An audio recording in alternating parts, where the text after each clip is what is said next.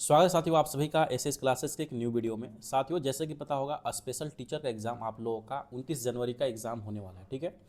अब बहुत सारे लोगों का क्यूरी ये आ रहा है कि उनका मार्क्स नहीं बढ़ रहा है मॉक टेस्ट में, तो कैसे उनका मार्क्स यहाँ पे इंक्रीज होगा और सेफ स्कोर क्या होगा। बस ये दो ही पॉइंट के ऊपर में इस वीडियो में हम बात करने वाले हैं। पता होगा जो भी लोग, ये खास करके वीडियो में बता दूं, पीआरटी के ऊपर में होने वाला है कि जो भी लोग पीआरटी का स्पेशल टीचर का एग्ज़ाम देने वाले हैं उनके लिए होने वाला है, ठीक है।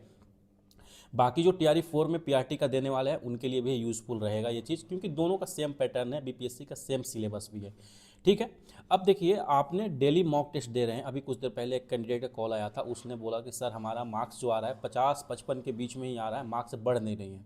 तो आखिर मार्क्स कैसे बढ़ेगा? सबसे पहले आप डेली मॉक टेस्ट देना स्टार्ट कीजिए। अभी तक तो मतलब जो भी लोग सिंसियरली रूप से तैयारी कर रहे होंगे वो अपना टेस्ट दे रहे होंगे। बाकी जो नहीं भी दे रहे हैं आप अपना स्टार्ट कर दीजिए। लगातार 20 कम से कम मॉक टेस्ट आप जरूर दीजिएगा।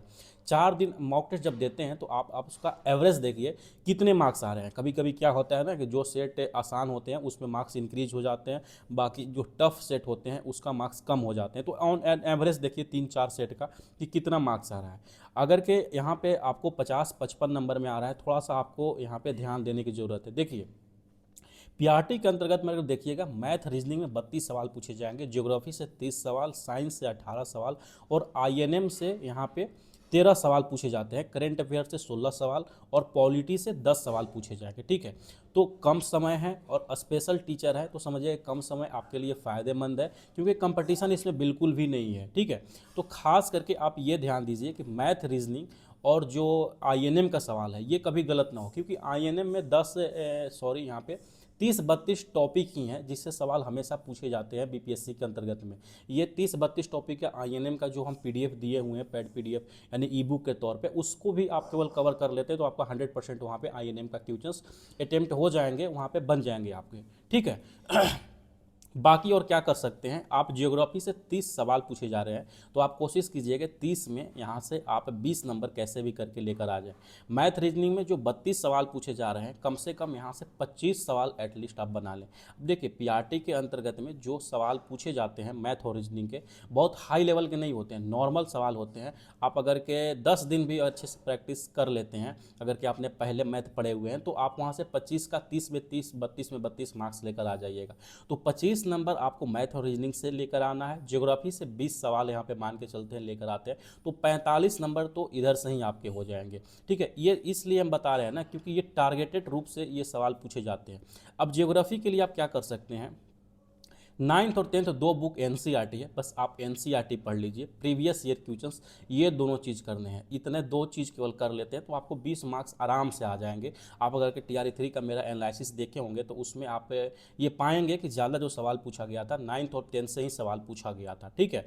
और बाकी अगर इससे भी सवाल और ज़्यादा करना है, जैसे कि 30 सवाल में 25-26 करना है, तो आप लूसेंट का एक और बुक पढ़ सकते हैं, वहाँ से हो जाएगा। लेकिन फिलहाल तो इतना आपके पास समय है नहीं कि आप 3 बुक वहाँ पर पढ़ लें, तो बस आपको 2 बुक पढ़ना है, 9th और 10th एनसीईआरटी और प्रीवियस ईयर क्वेश्चंस जो हम करा रहे हैं।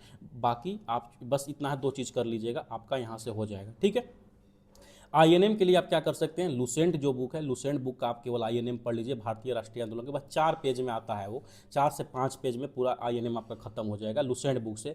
आप उससे पढ़ लीजिएगा ना तो 13 सवाल यहाँ पे जो आईएनएम का है, 13 में से 10-12 सवाल बन जाएंगे यार। तो जो हम अपना यू बुक दिए हैं एक्सपेक्टेड एमसीक्यूज के साथ में, जिसमें 600 प्लस एमसीक्यू है, आप उसको भी हमसे लेके आप उसको भी पढ़ लीजिएगा तो आपका यहाँ से हो जाएगा।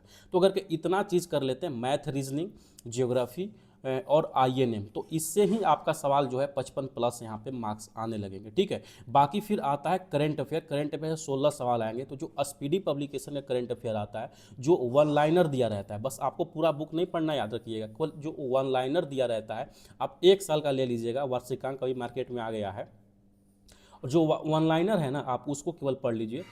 जो 16 सवाल यहाँ पे पूछा जा रहा है बीपीएससी के द्वारा, उसमें से नॉर्मली आपको 8-9 सवाल वहाँ पे सही हो जाएंगे। ठीक है। बाकी अगर के आप देखिएगा साइंस का 18 सवाल पूछा जाता है, केवल एनसीईआरटी और 9th और 10th आप पढ़ लीजिएगा तो 18 में मान के चलते हैं कि 10-12 सवाल वहाँ पे नॉर्मली आपका सही हो जाएंगे।